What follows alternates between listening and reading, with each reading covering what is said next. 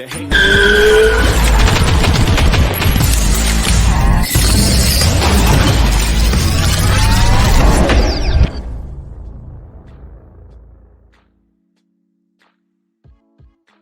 ATP, what it do with your boy Clay More Rain. This is that ATP Combat Media Show. Shout out to all my subscribers. Now, this is your first time tapping into this content. I do invite you to go ahead and hit the subscribe button, hit your bell icon so you are getting alerts when all this content is dropping.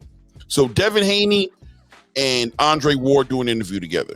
He's back, guys. Devin Haney's been missing for a little bit out of action for a little bit of time now. Ever since his fight with Ryan Garcia, you guys saw how that ended. We don't need to get that deep into that rabbit hole. Just know that he decided to take some time off of boxing. Said he was going to be gone for a year, but it's been about 5 to 6 months since that tweet he put out there, and he's back a little earlier than anticipated, as far as at least on the interview level, right? And who else better to do it than with Andre Ward with his new show?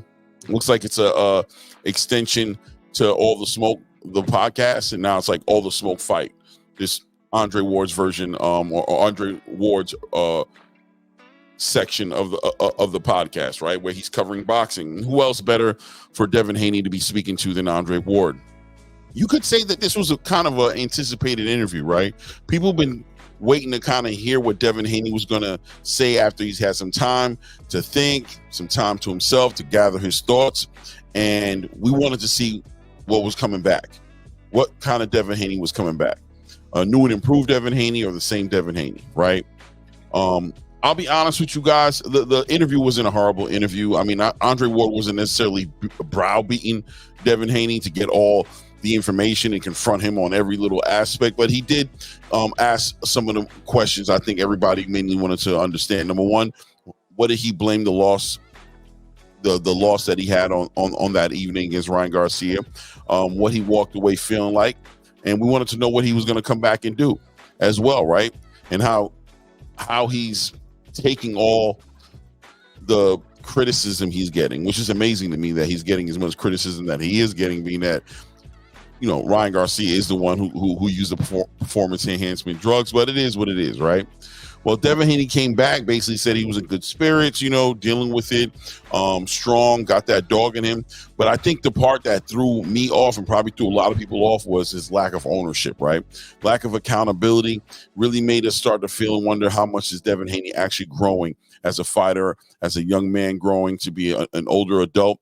Is he taking any accountability for the choices that he made that night that put him in a bad position, the fundamental flaws he had inside of the ring, the bad negotiations he had with Ryan Garcia, allowing him to come 3.5 pounds overweight, not putting any rehydration clauses in for the next morning, not properly preparing, getting a little greedy, taking some extra money to put himself in a position where he suffered the consequences he suffered in that ring that night.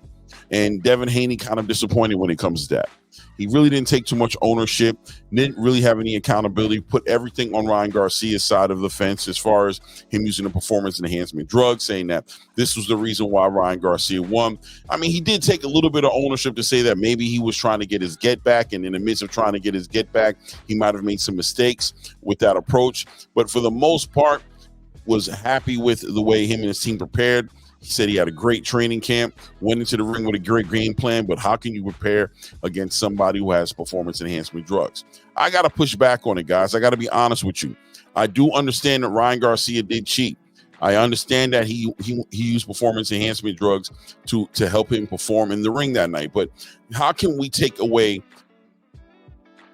Devin Haney's contribution to his loss, his fundamental flaws, keeping that right hand low, over pursuing Ryan Garcia, all these situations, not listening to his corner?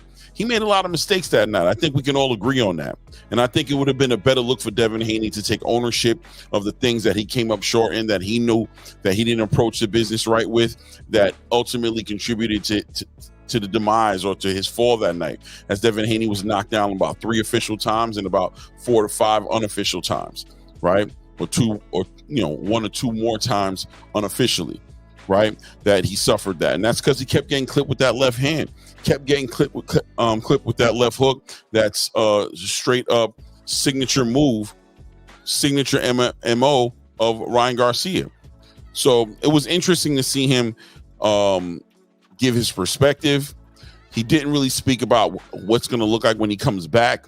There are rumors that he's going to be coordinating the fight against Liam Paro and challenge him for an IBF title.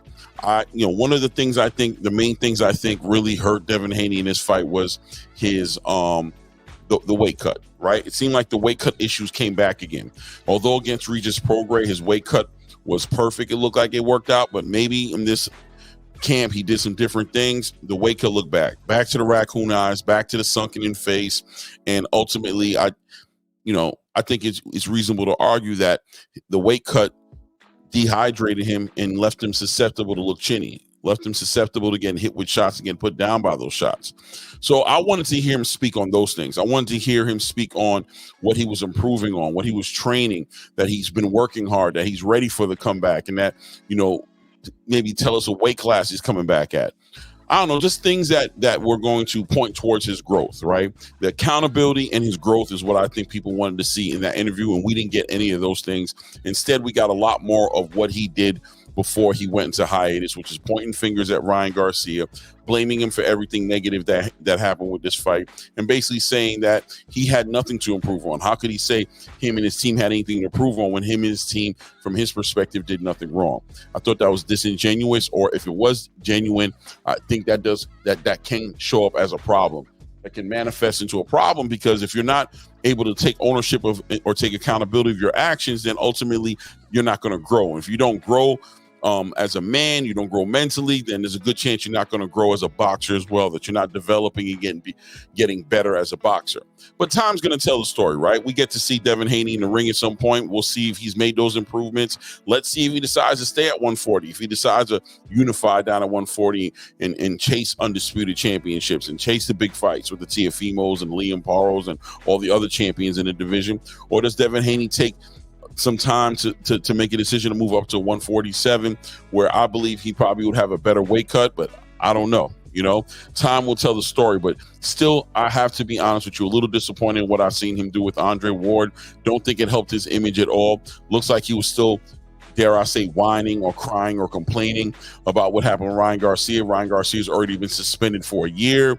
He's already been fined in so many kind of ways. If you're going to sue him, get your lawyers together and sue him. But outside of that, what is Devin Haney going to do to improve his career, to make sure that he doesn't suffer the consequences that he suffered before because of the fundamental flaws that he brought into the ring? How is he going to bring that back full circle? Time will tell that story. You guys let me know what you think in the content, though. What do you think about the interview between Devin Haney and Andre Ward? And are you optimistic about Devin Haney's future the same way you were before this interview? Let me know what you think. It's your boy Claymore Rain. It's ATB Combat Media Show. Like I said to you guys, if this is your first time tapping in and you ain't subscribe to the channel. Hit the bell icon so you get alerts when all this content is dropping.